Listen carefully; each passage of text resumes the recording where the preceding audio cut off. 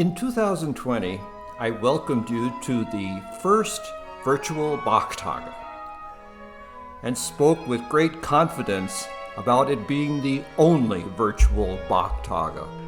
I was so certain that we would be gathering together in person in 2021. Well, we all know how well that worked out. It's been a very long time since we were together in person for Bach Tage. I won't be on camera during this presentation. In case you may have forgotten what I look like, I'll put a photo up during this introduction just to remind you. Henri! Sorry, it looks like our cat has been playing on my computer again.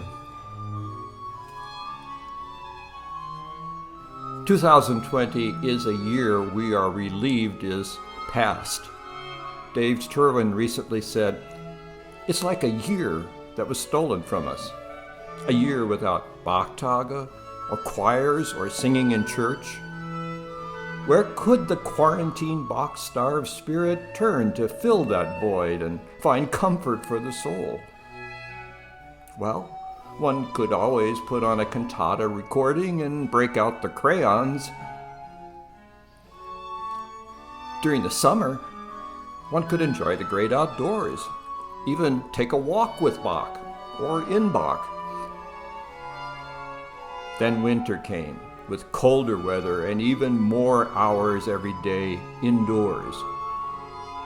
Bach warmed the toes of lucky owners of these as they passed hours with jigsaw puzzles or killing massive amounts of brain cells in endless Zoom meetings. Overuse of this product could be problematic. How is it they can sell 54 proof as a homeopathic medicine? I did pick up a few new Bach books last winter. I thought perhaps this one might help me learn some of the secrets of Bach's amazing organ playing. It didn't. But ponder this. How much better world would it be if all organist shoes were this worn from practicing? This title intrigued me. I didn't buy a copy, so I must remain curious how exactly sex and death fit with minuets in a musical notebook.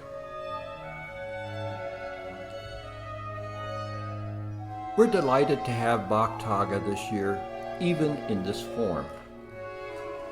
Please continue to do healthy living.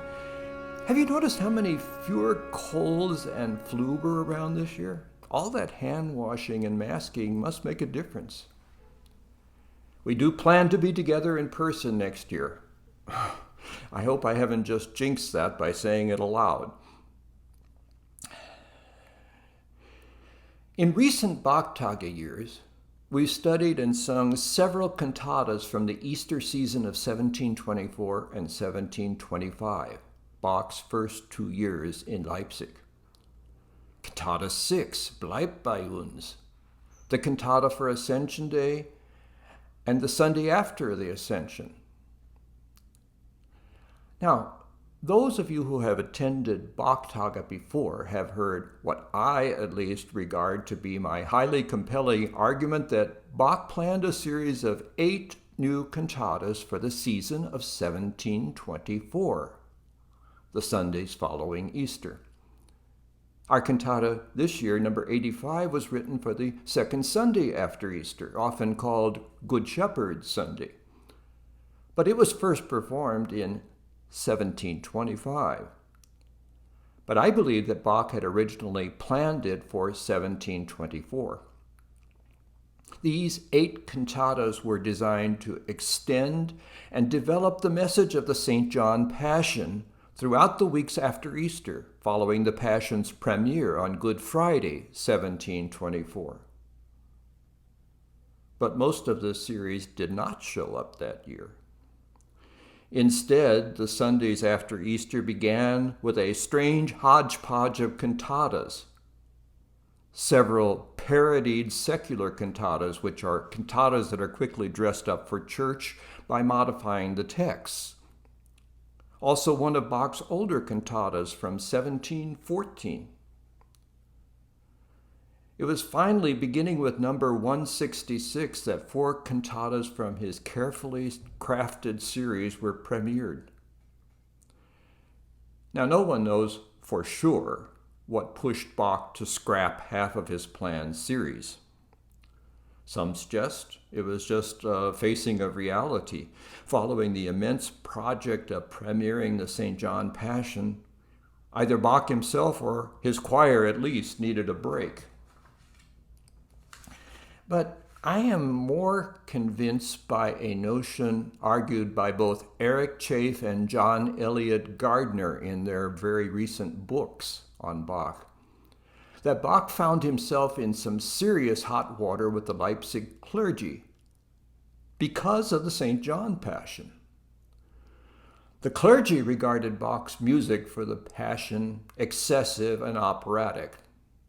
No wonder no one had ever heard anything like this on Good Friday prior to 1724. But even more damning in the clergy's view, according to Chafe, was the atonement theology of St. John's Gospel, often referred to as Christus Victor.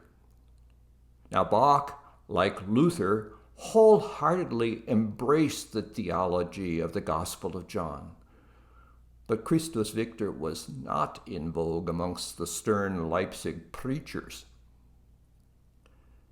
Sebastian may have anticipated that the music and the Johannine emphasis would put a twist in the clerical knickers, which may explain why, forgetful him, he neglected to submit the text of the new Passion for their review, as he was required to do. I believe Bach was pressured to scuttle his plan for the Easter season to mollify the indignant clergy. He also made significant alterations to St. John Passion the next year to satisfy their demands. Now, Bach, never known for his flexibility, we can assure that he was not a happy-camper during this period. However, in 1725, Bach was able to retrieve 3 of the cantatas stricken from the series the prior year, before beginning his new collaboration with Mariana von Ziegler.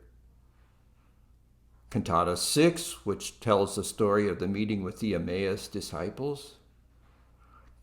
Cantata 42, Jesus' surprise appearance to the disciples Easter evening. And our cantata for the Good Shepherd Sunday. Now, why do I believe these 8 cantatas constitute a planned set? Well, many scholars have noted that the texts of all 8 cantatas seem to be the work of a single poet. Also, the movements in each cantata follow a simple pattern. The text of the first movement in each is a verse from the Gospel for the day, almost always from the Gospel of St. John. The second movement elaborates upon this scripture verse. At the center of the cantata is an elaborate setting of a chorale. This chorale sums up the central theological message of the text.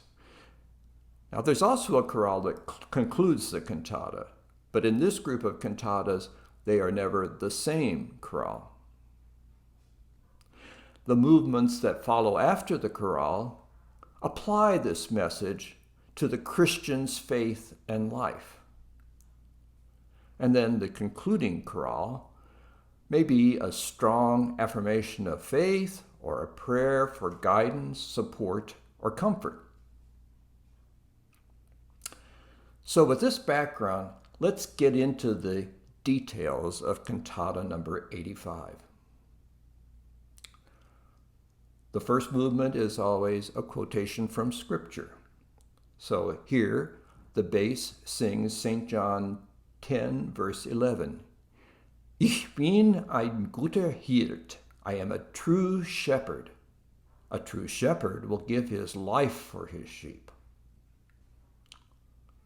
It's typical of Bach that he asks the bass to sing the words of God. For example, in his Passions, it's always the bass who sings the words of Jesus. The key of Cantata 85 is C minor, a key Bach often utilizes for texts dealing with death. C minor is the key of the farewell chorus of the St. John Passion, Ruht wohl, sung as Jesus is laid into the tomb. C minor is chosen for Cantata 85 because the emphasis throughout is that Jesus, our shepherd, willingly died upon the cross for his flock. This first aria is just a little more than 40 measures, about 3 minutes long, but no way is this a piece thrown together in a hurry. The two musical ideas for the entire aria appear together in the first measure. The lilting melody in the oboe, and the theme that sounds first in the continuo, but will become the theme for singing the text, Ich bin ein guter Hirt. Now, we've seen many times how Bach loves to craft complex internal unity into his music. In Cantata 85, the theme for Ich bin ein guter Hirt appears to be derived from the opening measure of the final chorale, number 6. Listen to the melody of the chorale.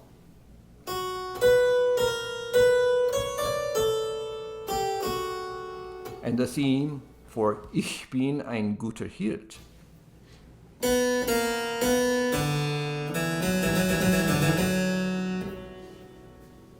Hear the two sounding together.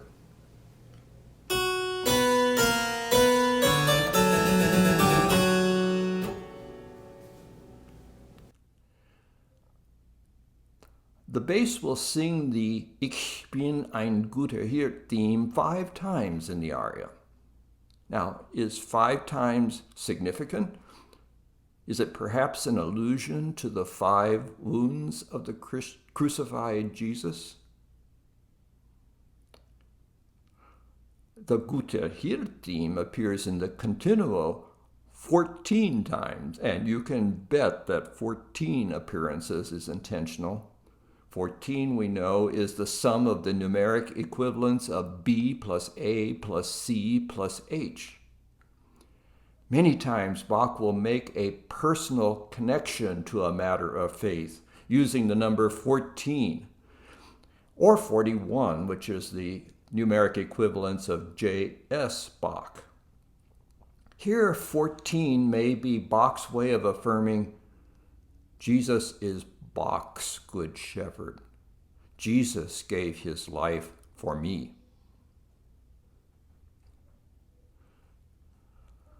The other theme, first heard in the oboe, is a long-held note that leads to a descending run of sixteenths.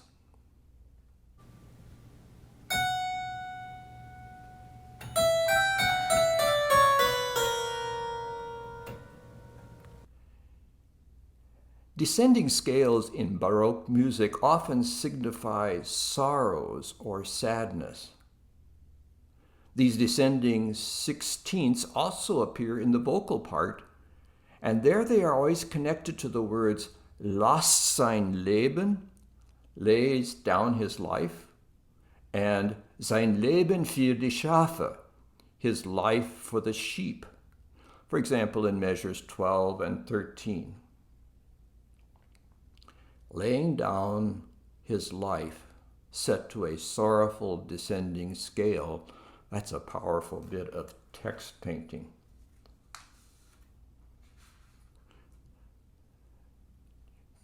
Jesus' words, "I am a good shepherd," are sung first in measure 7, then immediately repeated top of the next page in measure 10. Then follows a big harmonic wind-up and a modulation until finally the bass in measure 14 sings the text in E-flat major. Then immediately at measure 15, the music pauses on the dominant chord. Now this is somewhat unusual because it's not a structural cadence. It's more of a musical exclamation point. a moment for the claim of the true shepherd to be our true shepherd to sink in. Here's a bit of subtlety to listen for as we listen to the aria.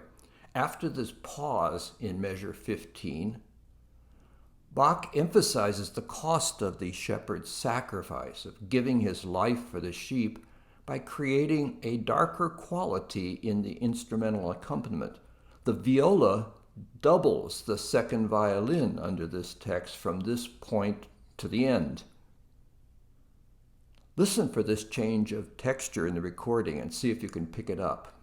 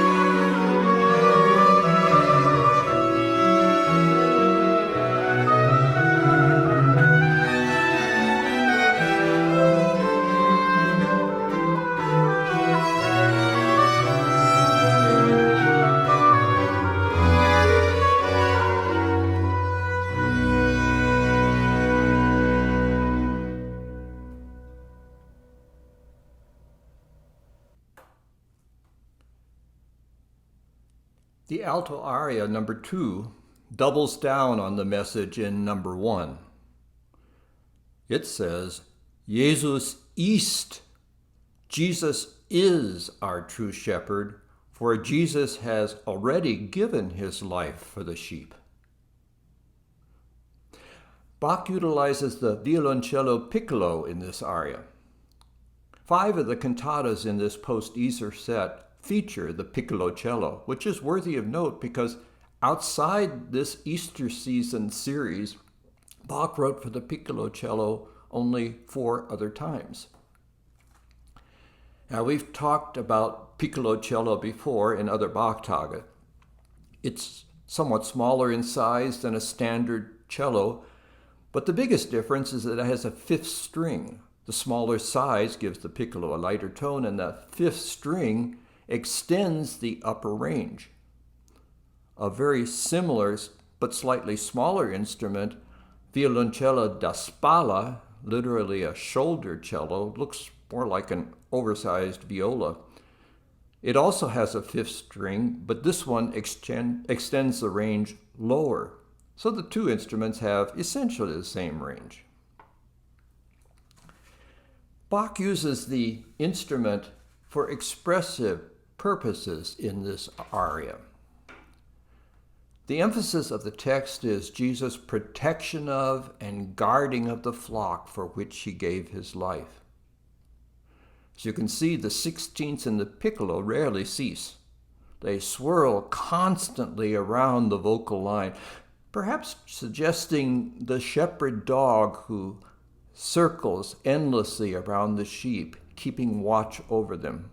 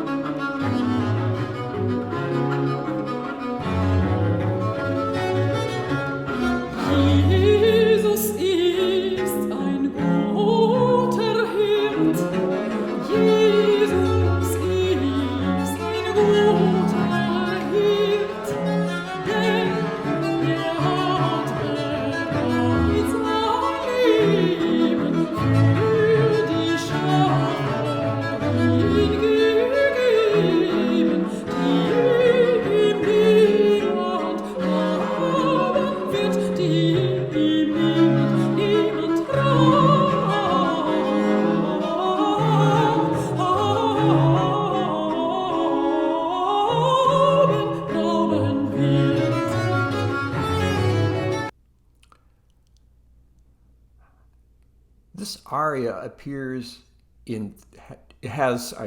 this aria has three distinct musical sections.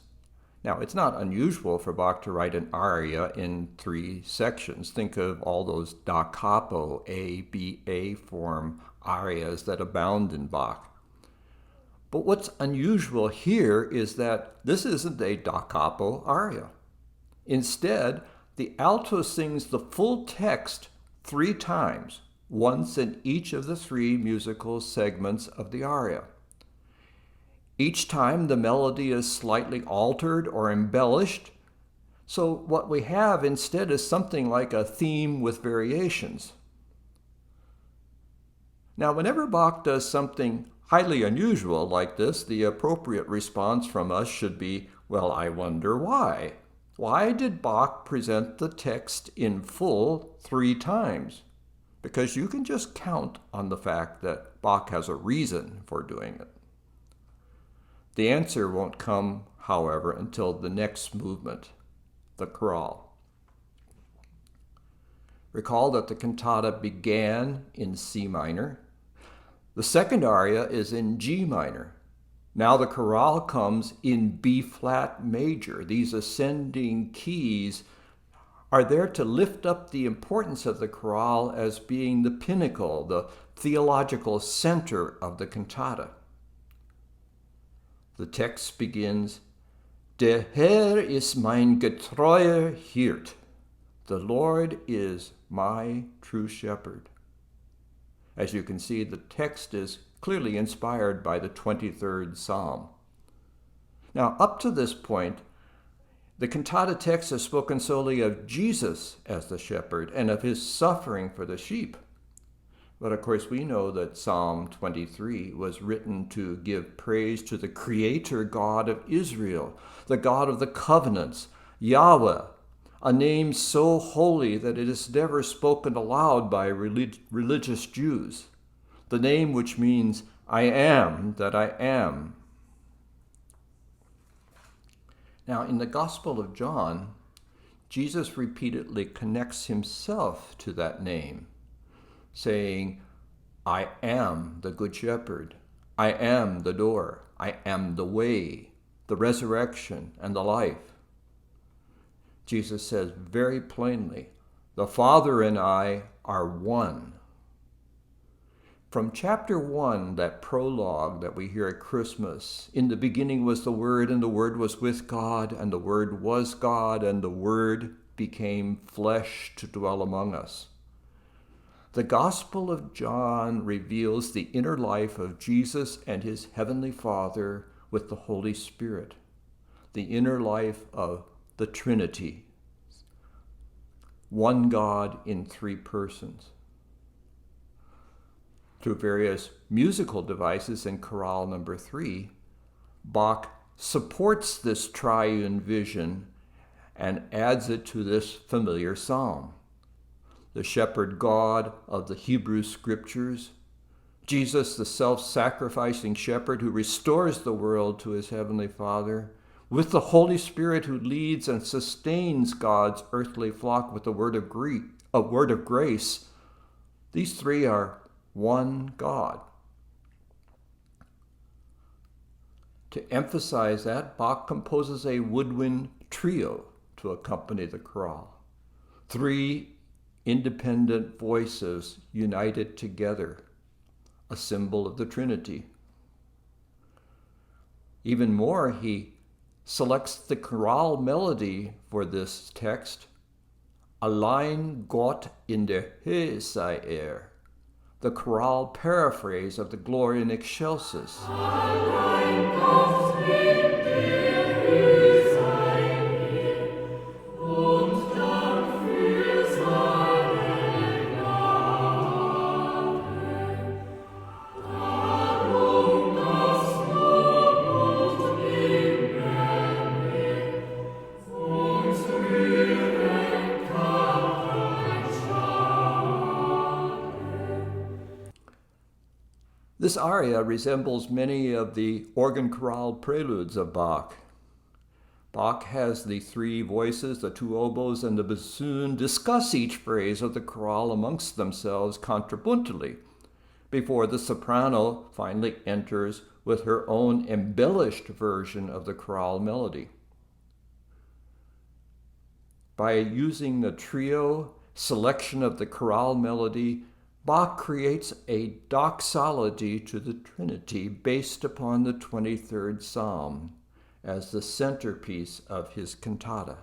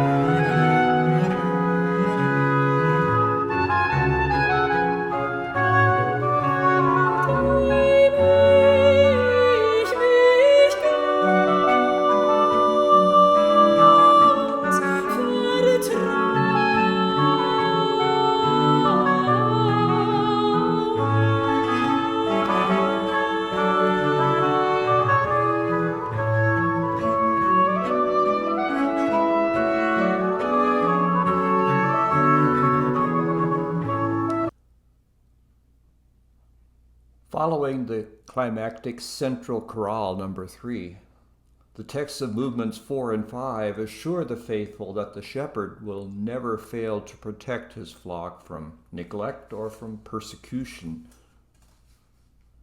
Bach chooses sustained strings to accompany the recitative number 4.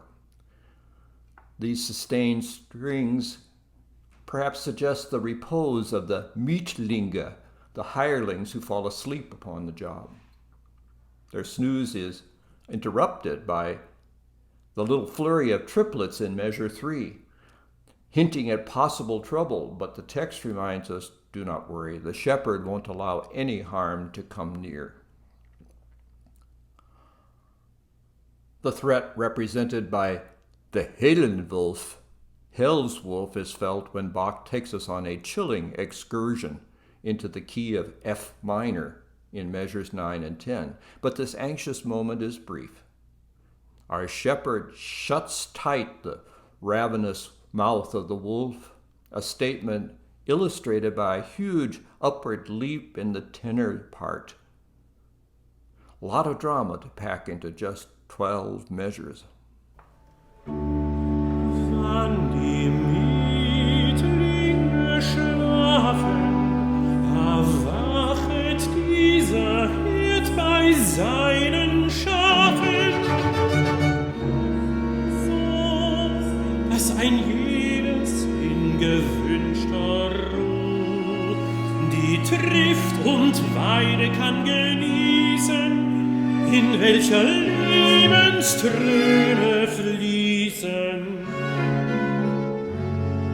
Denn sucht der Höllenwolf gleich einzudringen, die Schafe zu verschlingen, so hält ihm dieser Hirt doch seinen Rachen zu.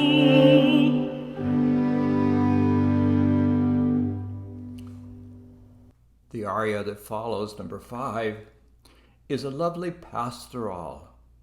Flowing strings in E-flat emphasize the comforting text. With Jesus we are in good hands, safe and sound. Seht, was die Liebe tut.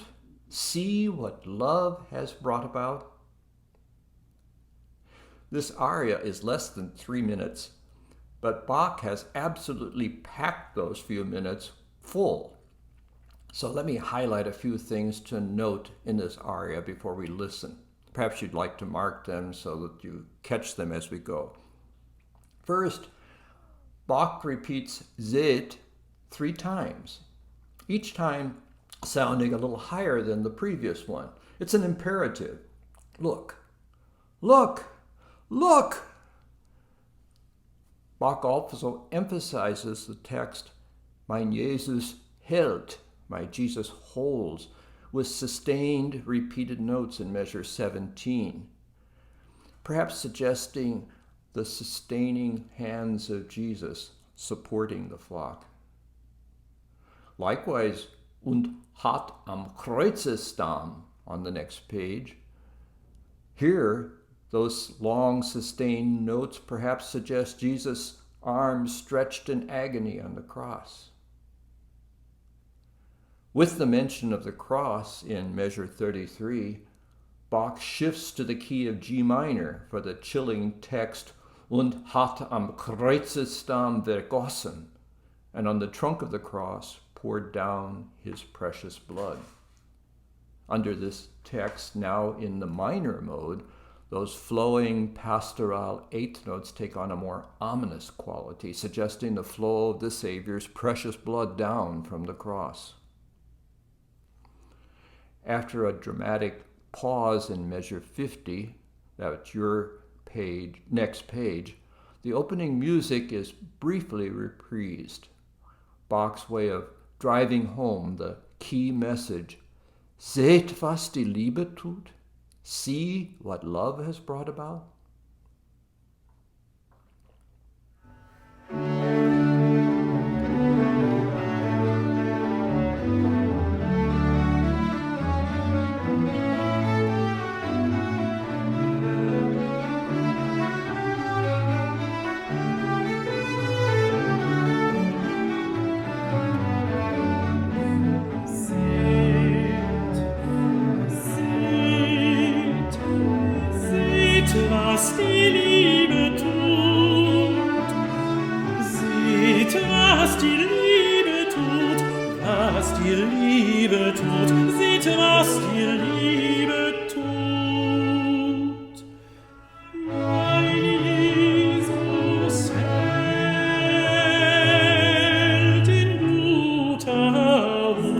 Seinen Feste eingeschlagen.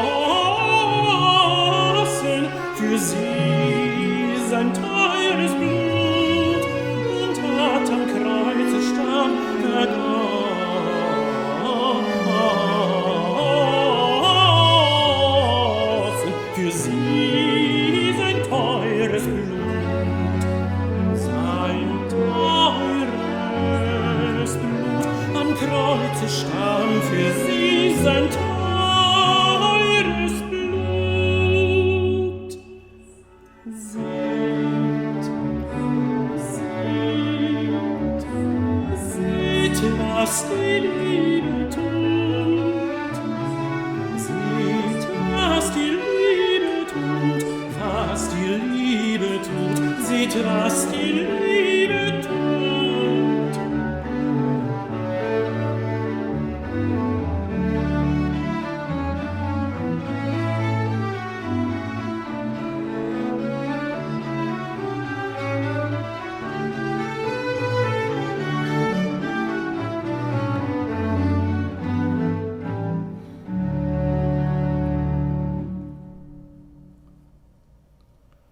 The final chorale returns us to the original key of C minor, connecting this concluding chorale to the opening aria, which Bach, of course, had already done because he adapted his principal theme for aria 1 from this chorale. Bach chooses to repeat the final phrase of the chorale and bridge the two phrases with a deceptive cadence to give emphasis to the message he would leave us with. Ich habe Gott zum Freunde. My God, my faithful shepherd, is my friend. Ist Gott mein Schutz und Freund, kein Unglück mich berühren wird, weicht alle meine Feinde, die mir stiftet Angst und Pein, es wird zu einem Schaden sein. Ich habe Gott zum Freund. Ich habe Gott zum Freund.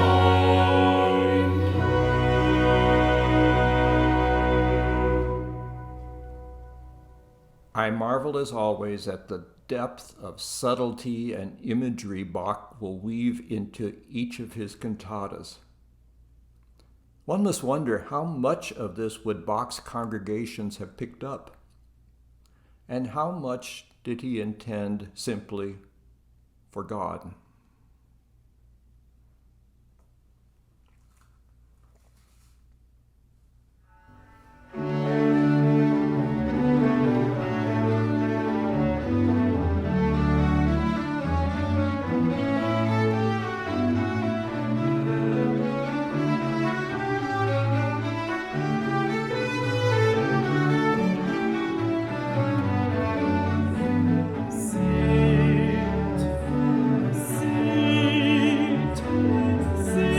Was die Liebe tut, seht, was die Liebe tut, was die Liebe tut, seht, was die Liebe tut.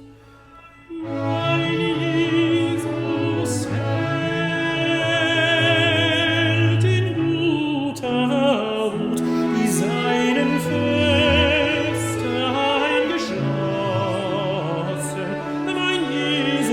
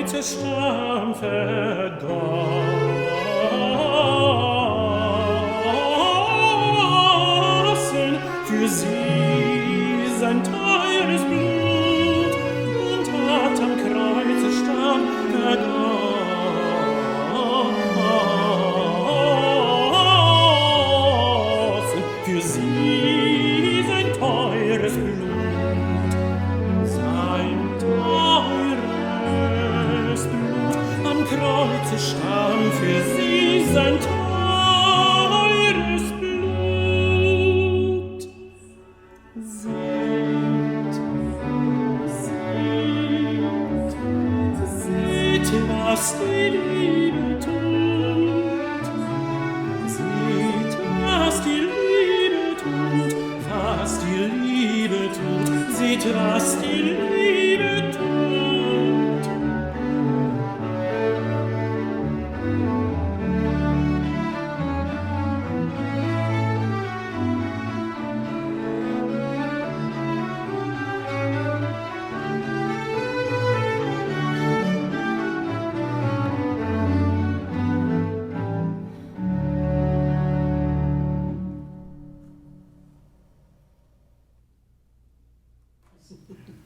Welcome to this segment. Guests here are not really unknown to most of you.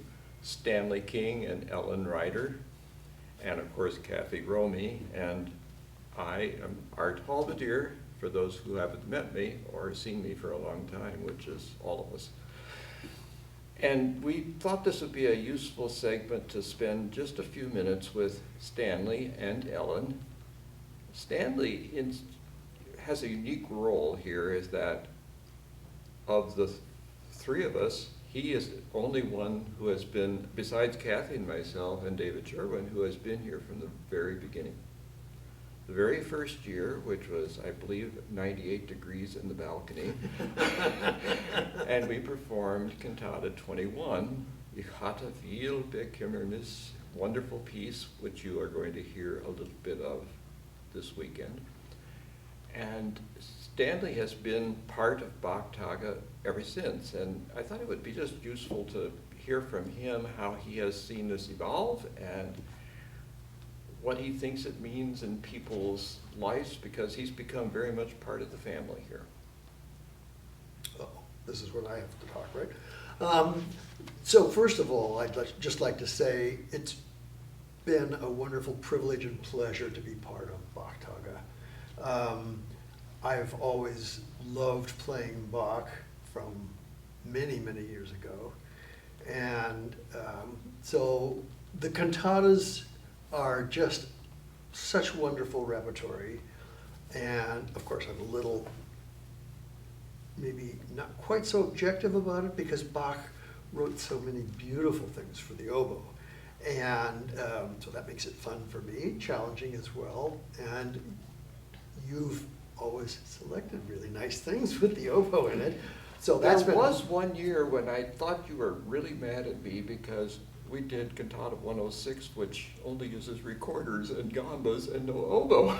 Well, I wasn't mad because we planned on a trip to London to see our son for that year. It was fortuitous. So it was That we fortuitous. did not. So, We would have come home and had 4 days to prepare us. yeah, it would not have been, that wouldn't have been good. But, so anyway, it's just been really great, and I do remember, I didn't remember when you mentioned to me that we had done Cantata 21 the very first year. I didn't remember that it was the first year. I remember sweating a lot over the aria. I don't know why I don't remember sweating over the Sinfonia, which is challenging.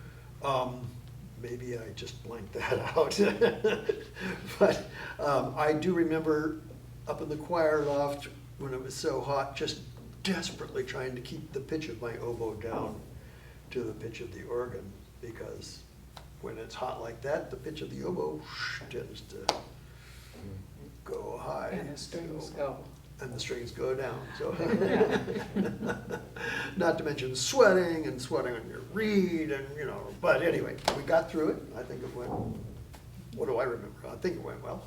And remarkably. You invited me back anyway, so. And people came back the next year, which totally surprised us. Yeah. Well, I was curious, Ellen and Stanley, when did your journey with Bach begin? Was this in your student years? Was this through the church? Was it through any specific organization or chamber ensemble? Well, I can speak first for myself in that I came to the oboe, the Baroque oboe. I don't play modern oboe, which most people do. I came from modern flute, but I didn't like the sound of the Baroque oboe. Sorry, Emmanuel. You mean the Baroque flute? Baroque flute, sorry. I really love the sound of the Baroque oboe. So I took it up later than most people would start a new instrument. But I had gone to Oberlin Conservatory in the summers for the BPI, which is the Baroque Performance Institute, and there we played in ensembles and in larger formats, and that's where I really got into playing Bach. On flute, I was playing more contemporary, and so didn't really know. But one thing I will tell you is that with the Bach cantatas, you know, if you ever just need a good workout, you just pick up a cantata, because he always seems to somehow get to just about every difficulty you're going to have. And so it's one of those very all-encompassing type of workouts, shall we say, mentally, but also musically very beautiful. And that's actually where Stanley and I met each other, at Oberlin. So, and from there on, we played a lot of together. We played, I think the St. Matthew Passion for the two of us was the first big piece that we played together in Berkeley. In terms of Bach, yeah. In terms of Bach, Yeah. in Berkeley, California. And that was, you know, a real experience. It's such an incredible piece. Yeah. Yeah, we've gone through a bit of a journey here as well, as that when we started out, we were using modern instruments. Right. Yes. And a few years in, we started moving toward using the replica instruments, which we do now, and performing at the lower pitch. And about that time is when you came on That's as when I our, came in. our second oboist. Right. Yes. Yeah, which So you I did- was in the early 2000s. I don't know the exact year. Yeah. For me, I was very fortunate to grow up in a family where both my parents had played musical instruments when they were young. My mom played the violin a little bit, the French horn a little bit, keyboard a little bit. In fact, she for a while was organist at the church that I grew up in, that my parents helped get started, and my dad physically helped build. And so my older sister and brother and I were encouraged to take music lessons, starting with piano. I remember the very first year I resisted, and my mom went out and bought a beginning piano book of cowboy songs with pictures that you could color. And the deal was I couldn't color any of the pictures unless I learned the songs, and I still resisted. But about a year later, I decided, okay, I think I want to do some piano lessons now. And then both my sister and brother had moved on to other instruments. And when I was in the 4th grade, I saw a film with all of the instruments of the orchestra. And I came home and announced at dinner that I wanted to learn to play the oboe. Our school didn't have a really music program then.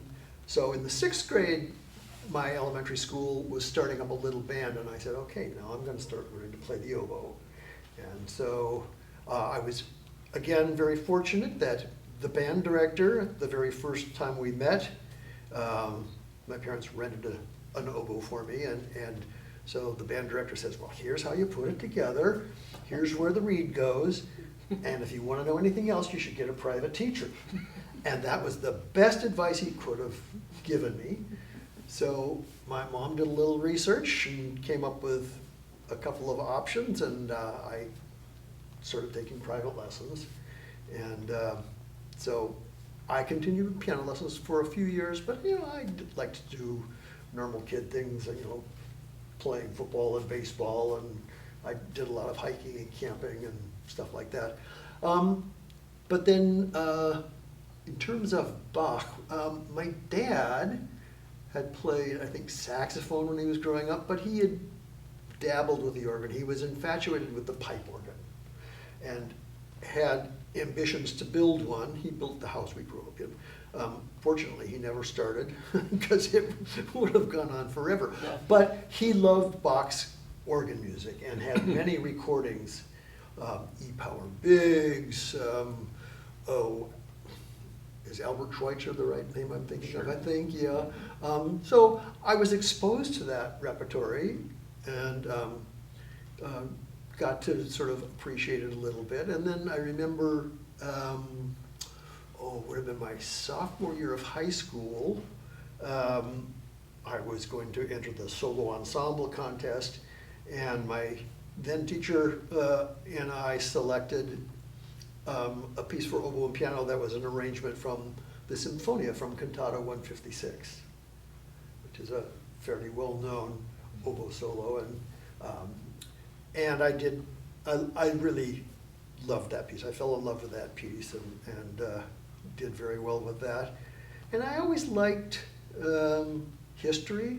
I was always sort of fascinated with different aspects of history, and the Elizabethan age, and a little later, I remember in my freshman year of college doing a program with Alfred Deller, actually, on Purcell, which was quite the experience, because until the first rehearsal, I really had never heard of what a countertenor was, and so I was amazed. So that's, and then I just started getting occasions where I was asked to play different works of Bach and got into it more and more. I left Seattle after my freshman year of college and moved to the East, and then took off for New York and went to Manhattan School of Music and did some Bach cantatas on different little jobs in New York. And a colleague of mine introduced me to a wonderful recording of Cantata 56 and 82 by an oboist who I admired greatly, and a wonderful baritone named Mac Harrell, which was a very beautiful, a little romantic when I listen to it now, but beautiful, beautiful recording, and beautiful oboe playing, wonderful singing. And then I just started playing more and more, and I went into the Army Band in Washington, D.C. in 1968, and I met a bassoonist who had gone to Oberlin. We started hanging out together, and he introduced me to Concentus Musicus of Vienna. And I'd heard already one recording of a Baroque oboe, which fascinated me. But the first thing he played for me was a recording of the Bach Suite No. 1. Whoa. This was a whole new ball game. And somewhere I always felt a lot of the recordings I'd heard of Baroque music, while I enjoyed the music, somehow it just wasn't quite right. But then I heard this recording on period instruments, and I thought, these guys are onto something here. Yeah. Well, let's come back to the Sinfonia. Yeah. Since you began your Bach kind of journey with Yes. the Sinfonia, what can you share with us about the Sinfonia from Bach Cantata 21? Well, it's hard. But a beautiful dialogue It's between the wonderful. oboe and the first violin. Oh, it's an exquisite piece of writing.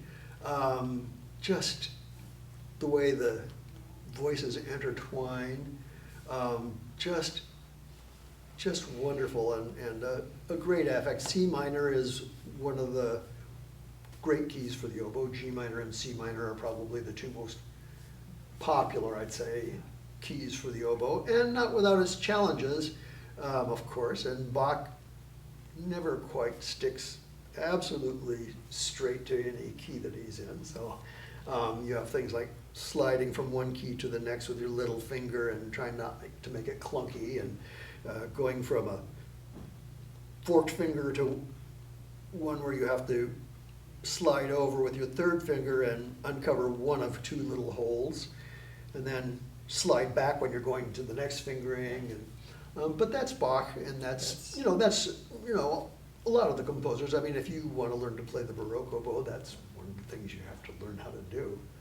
Well, and there's special moments in the Sinfonia where the music stops, Yes. comes to a hold, a fermata, and then the oboe is always the voice that leads us forward. Mm-hmm.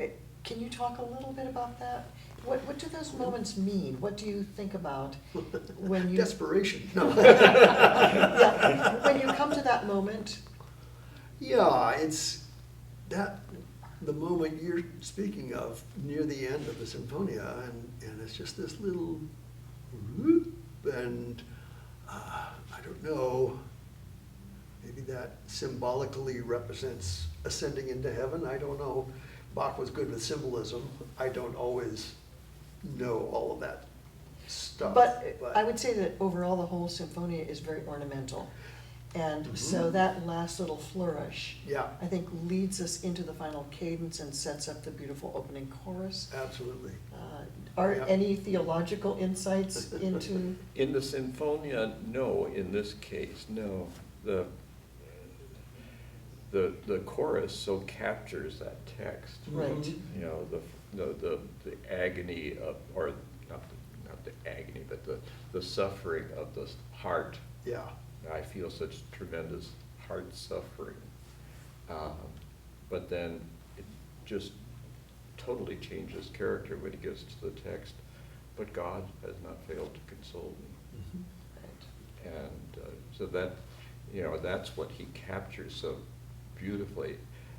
That particular one, you know, the study I did of that was a long, long time ago. And you know, I've gone a lot deeper into some of that stuff since 2007 than I did in those days. So I've learned a lot of things from Bach Tage and the type of research that I've done since then that has informed a lot more things, all of which I have did for the Cantata 85 Yeah. presentation. I think Well- the plaintive sound too of the oboe, you know, reflecting what is about to come, Yeah. is, you just don't get that with another instrument. Yeah. You know, the flute has its qualities and the violin, but I think that he really knows the instruments well as far as capturing the mood. And he really did want to set that tone before he went into the chorus. yeah. It's interesting, Bach clearly loved the oboe. I mean, he wrote nearly twice as many solos for the oboe in all his various works than for the next closest instrument, which was the violin. Almost twice as many, counting all the different variations of oboe, oboe d'amore, oboe da caccia. And it was, you know, a relatively new instrument, I would say, when Bach was starting to write. I mean, if you think that the oboe was probably invented in France maybe 1750 or so, nobody knows anything precisely about it. 1650, yes, sorry, thank you. And then it first entered Lully's opera orchestra, doubling the violins for a few years, and then it disappears from Lully's scores for 3 or 4 years. And when it comes back, all of a sudden they're starting to have little solos. Clearly the instrument makers went away and made some improvements. Yeah. And then slowly, as it became more popular, it started spreading out into the rest of Europe and into England. First instance of it going to England, I think, is in the 1680s, I believe. I used to know that date, but where a quartet of oboes, that is to say, 2 treble oboes, a tenor oboe, and a bassoon, went over to do a masque. And I'm going to forget the name of the composer who wrote it. And I think they all stayed then in England and started getting students, you know, and playing jobs, and composers started writing, and, you know, Purcell and all that. And in the same way, it spread to Germany and Holland and eventually down to Italy.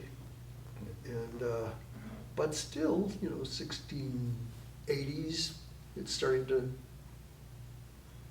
go out to the hinterlands, and by the time Bach is writing, he loves the oboe. So either he was listening to some French oboists or some students of French oboists, no doubt.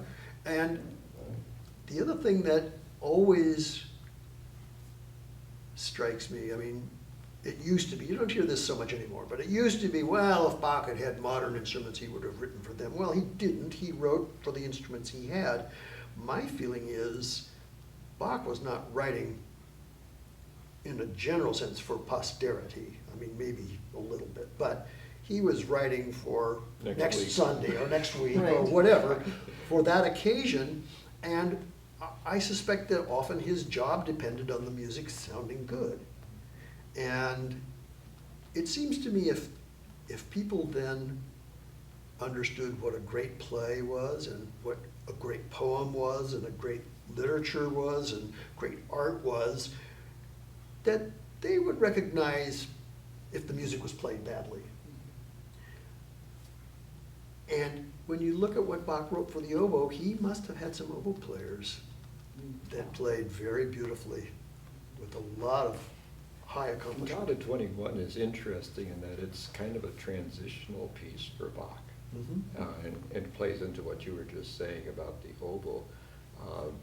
At this point, Cantata 21 was the first cantata that he wrote for the Italian style orchestra with two violins, viola, and cello, as opposed to two violins, two violas, and cello. And Which would have been more of a French style. Yeah. And so it was also the first cantata that he wrote that did not have either a biblical or a chorale text as its basis. It was written to a free poetry. Okay. And so it was his exposure was tremendous at the court in Weimar to the international music, especially the music of Vivaldi. And that first chorus, of course, he takes right out of a Vivaldi concerto. Dum bum bum bum bum bum bum bum bum. You know, it's straight out of a violin concerto. So he was himself expanding his understanding, and I think that's probably why he just poured so much into that oboe in his first attempt at writing in the Italian style.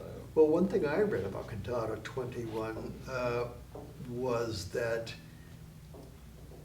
scholars evidently feel that the origins are somewhat uncertain, that they have autographed parts, not the score, but autographed parts from the first performance in Weimar in 1714.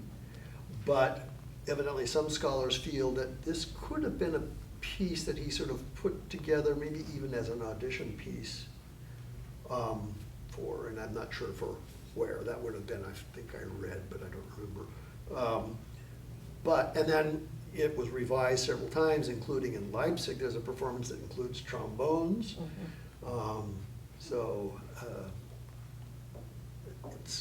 It's a tremendously long piece as Yes. it exists right now. And it looks like it could have made a very nice 9-movement cantata and have been just fine. But if we think of our other cantata, BWV 85, it also has beautiful movements for the oboe. So maybe the two of you could talk a little bit about the duet, which is a trio movement, and then uses a chorale tune. Well, for myself, the second oboist, and just the combination with the first oboe, it's a very conversational piece, in that he kind of introduces it and you respond, and which is very typical for Bach. And you sometimes wonder, are we ever going to agree on anything? You do come together in a few places, and it's always very comforting and reassuring, but it has a very uplifting quality to it. And it's a piece that, with these flourishes of the 32nd notes, gives it a very unique flavor. It's very different in that way, but I don't know for you, how do you feel? Well, like you said, it's very conversational, it's very contrapuntal, and it will be, even though I have looked at the score, it'll be interesting to see how the voice part enters into all of this. And the voice is, as you said, is what was the word you used? It's like singing just parts of... Well, it's written like a lot of his organ chorale preludes. Well, it's even notated chorale at the top of the... Exactly, and there's several interesting points here, which one I want to give Kathy credit for being adventuresome on this piece. What Bach does here is he takes the 23rd Psalm and helps us to revision it not as a hymn to the Creator God of Israel, for whom it was originally written in the First Testament, but of the nature of God as we understand him, the Christian tradition, as being Father, Son, and Spirit. Jesus himself took on the name, hence the title of the cantata, I am the Good Shepherd. Mhm. Jesus took that title to himself.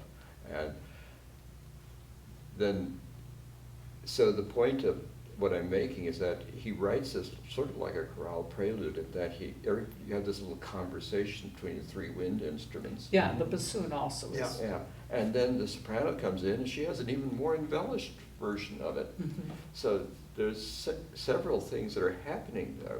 The chorale tune that he selects is Allein Gott in der Höhe. Okay.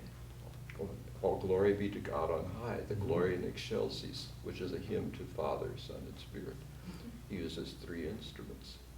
Ah, yes. All right. And Kathy's going to emphasize that by only using the winds, Yes. so that we hear just this tremendous transparent texture of the three wind instruments, unless it doesn't work, and then you'll change it.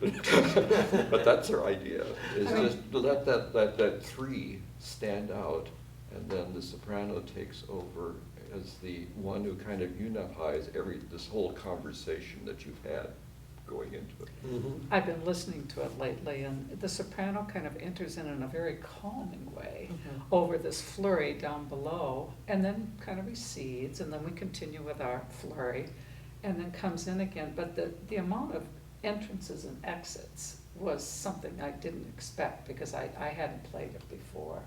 So it's an interesting piece structurally. Well, I'm looking forward to recording it with both of you, and we're so glad that you are with us for this Bach Tage. Thank you. Yeah. Our 15th year, but Yeah. our 14th Bach Tage, is that correct, Art? That's what we think. That's what we think. It's a wonderful achievement. Yes. So thank you for taking the time to Well, talk thank you. about your journey with Bach, and also for the wonderful artistry you're bringing to both of these cantatas. Thank you. Well, thank you both.